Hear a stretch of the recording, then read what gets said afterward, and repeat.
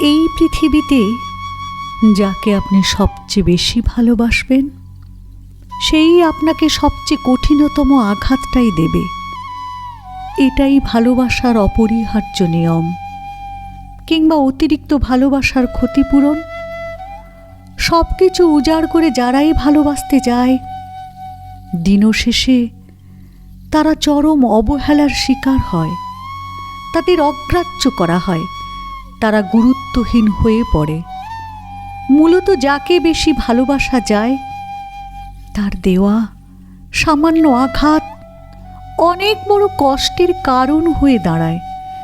ভালোবাসার মানুষের কাছ থেকে কোনো আঘাতই মানুষ মেনে নিতে পারে না সহজে।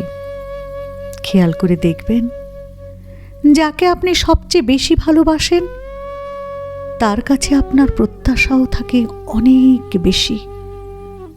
আবার সেই মানুষটারও আপনার প্রতি অধিকার বোধের ব্যাপারটা খুব বিশাল থাকে, যে জায়গাটা আপনি নিজেই তৈরি করে দেন। আর সেই অধিকার বোধ থেকেই ভালোবাসার মানুষগুলো যন্ত্রণা দেয়।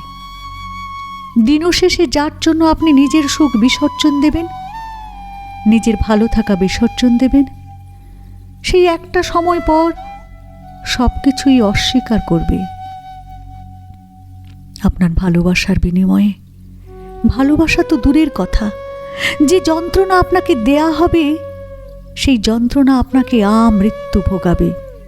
পৃথিবীতে যারাই কাউকে সব কিছুর ঊর্ধ্বে গিয়ে ভালোবাসে, সেই ভালোবাসার মানুষটাই হয় তার জীবনের সব যন্ত্রণার কারণ।